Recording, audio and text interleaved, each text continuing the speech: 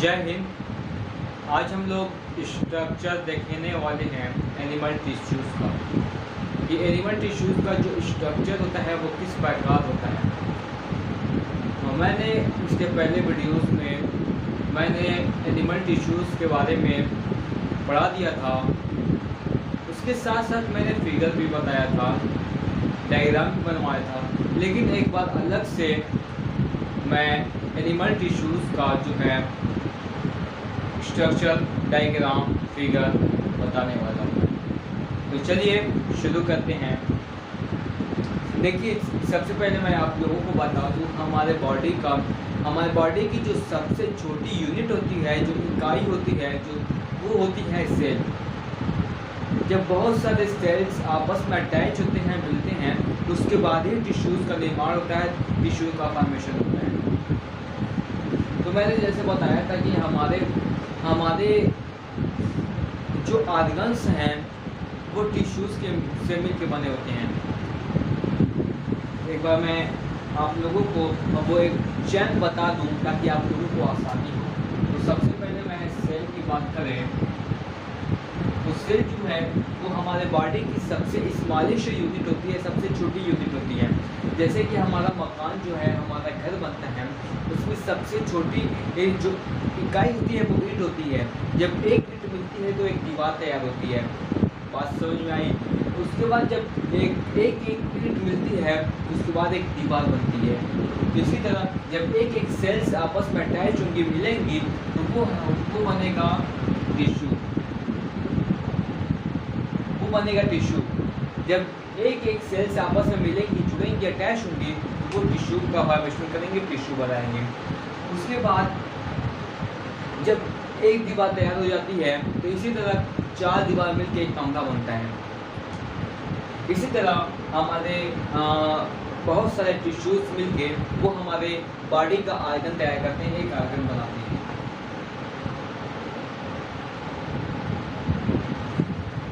वो आर्गन बनाते हैं, क्या बनाते हैं? आर्गन। इतनी बातें क्लियर है। अब आर्गन के बाद आता है आर्गन सिस्टम। आर्गन सिस्टम जैसे कि हमारे बॉडी में रिप्रोडक्टिव सिस्टम हो गया, रेस्पिरेटरी सिस्टम हो गया, डाइजेस्टिव सिस्टम हो गया। ये जो है एक एक अंग से, एक आर्गन से मिलकर बना हुआ है। तो आर्गन के बाद आता है आर्गन सिस्टम। आर्गन सिस्टम, जब आर्गन सिस्टम, बहुत सारे आर्गन सिस्टम मिलके हमारे बॉडी को तैयार करते हैं। उसके बाद हमारी बॉडी का फॉर्मेशन होता है। इतनी बातें समझ में आई। हमारे बॉडी की सबसे स्मॉलेस्ट यूनिट जो होती है वो क्या होती है? सेल होती है। जब बहुत सारे सेल्स आपस में जुड़ते हैं, अटैच होते हैं, तो टिश्यूज़ का फॉर्मेशन करते हैं। और जब बहुत सारे टिश्यूज़ आपस में अटैच होते हैं, मिलते हैं, वो आर्गन्स का निर्माण करते हैं, फॉर्मेशन करते हैं। जब बहुत सारे आर्गन्स आपस में मिलते हैं, जुड़ते हैं, तो हम आर्गन सिस्टम का फॉर्मेशन करते हैं। अब यहाँ पे थोड़ा सा कंफ्यूजन होता है कि हमारे बॉडी में आर्गन्स कौन सा है और आर्गन सिस्टम क्या है। हमारे बॉडी का एक हिस्सा, एक पार्ट, जैसे कि हमारी उंगली हो गई, हाथ हो गया, हमारा सर हो गया, पैर हो गया, ये एक एक अंग है। तो हमारे बॉडी का एक आर्गन हो गया ये। लेकिन आर्गन सिस्टम में, आर्गन सिस्टम जैसे कि अगर हम डाइजेस्टिव सिस्टम की बात करें तो डाइजेस्टिव सिस्टम किसे कहते हैं? हमारे जो हम फूड खाते हैं उसका जो डाइजेशन जो होता है वो बहुत सारे इसमें प्रोसेस होते हैं, बहुत सारे जो आर्गन है वो उसमें पार्टिसिपेट करते हैं। जैसे कि हमारा माउथ हो गया, इसोफेगस हो गया, स्टमक हो गया, लार्ज इंटेस्टाइन, स्मॉल इंटेस्टाइन, फिर लास्ट में जो है वो हमारे वेस्ट मटेरियल के रूप में बाहर निकलता है। तो ये एक एक आर्गन है और एक एक आर्गन मिलके हमारा डाइजेस्टिव सिस्टम बन गया। इसी तरह अगर हम रिप्रोडक्टिव सिस्टम की बात करें तो उसमें जो है पेनिस है, टेस्टिस है, फीमेल में फैलोपियन ट्यूब है, वास डिफरेंस है। इसी तरह बहुत सारे उसमें आर्गन्स होते हैं जो उसमें पार्टिसिपेट करते हैं उसको कंप्लीट करने में। तो इसे हम लोग आर्गन सिस्टम कहते हैं। एक एक पार्ट, एक एक हिस्सा आर्गन और सब मिला के आर्गन सिस्टम। सिस्टम, और बहुत सारे ऑर्गन सिस्टम को मिला कि हमारी बॉडी, जैसे कि डाइजेस्टिव सिस्टम हो गया, रेस्पिरेटरी सिस्टम हो गया, रिप्रोडक्टिव सिस्टम हो गया, हैं, इतनी बातें समझ में आ गई। ये इतना समझ में आई। अब हम लोग चलते हैं सेल और टिश्यू की तरफ, कि सेल्स को मिला के टिश्यूज कैसे तैयार किए जाते हैं।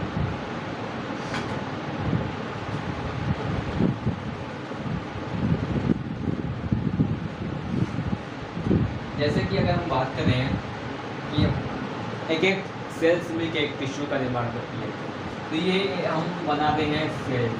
ये जो है वो सब सेल्स हैं। क्या है? सेल्स हैं। ये सब सेल्स हैं। बात समझ में, ये क्या है? ये सेल्स हैं,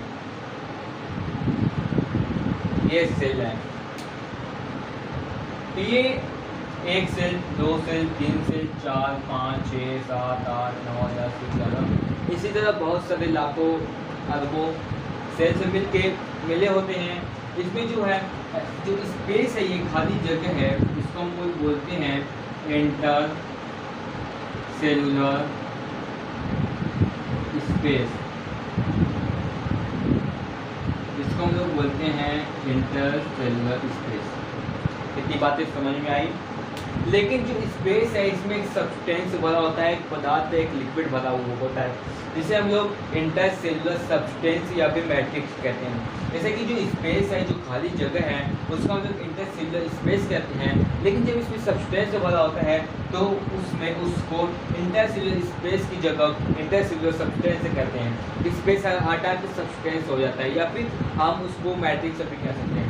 हम इसमें बता देंगे सब्सटेंस को इसमें डालते हैं। ये हमारा जो है वो सब्सटेंस है।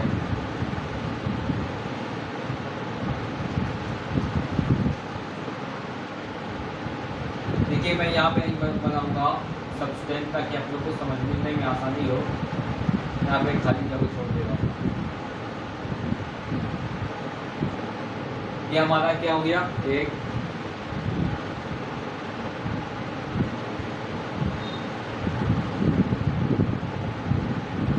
ये जो है एनिमल टिश्यू,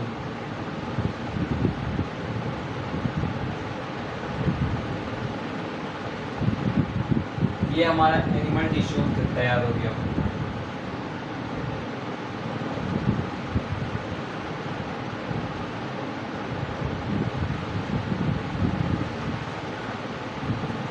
बात समझ में आई? ये हमारा एक जो दिख रहा है, ये एक सेल है, और कई सारे मिलके सेल्स हो जाएंगी। इसमें जो स्पेस है वो इंटरसेलुलर स्पेस कहलाता है, और जो इसमें सब्सटेंस भरा हुआ है उसको हम लोग इंटरसेलुलर सब्सटेंस कहते हैं। अब एनिमल जो टिश्यू होते हैं वो 4 प्रकार के होते हैं। एपिथेलियम जो टिश्यू हैं वो 4 प्रकार के होते हैं। पहला जो है वो एपिथेलियम टिश्यू, दूसरा कनेक्टिव टिश्यू, तीसरा है मस्कुलर टिश्यू, और चौथा है वो है न्यूरल टिश्यू। आज हम लोग सिर्फ एनिमल टिश्यू के बारे में बात की है। कल हम लोग एपिथेलियम टिश्यू के बारे में बात करेंगे। फिर उसमें सिंपल एपिथेलियम है, और फिर कंपाउंड एपिथेलियम है। सिंपल एपिथेलियम में सिंपल क्वामस है, सिंपल कार्बोनाद है, सिंपल क्यूबॉइडल है। इस सब सेल्स के हम डायग्राम को देखेंगे कि किस प्रकार वो डायग्राम होता है। हम अपने कॉपी पे कैसे उस डायग्राम को ड्रॉ करते हैं। तो ये हमारा टिश्यू जो है, एनिमल टिश्यू, हम उसको ऐसे ड्रा कर सकते हैं। ठीक है, इतनी बातें समझ में आ गई। तो चलिए, इतना आप लोग अपने कॉपी पे नोट कर लीजिए। हम लोग अगली क्लास में एपिथेलियम टिश्यू के बारे में बात करेंगे। Thank you.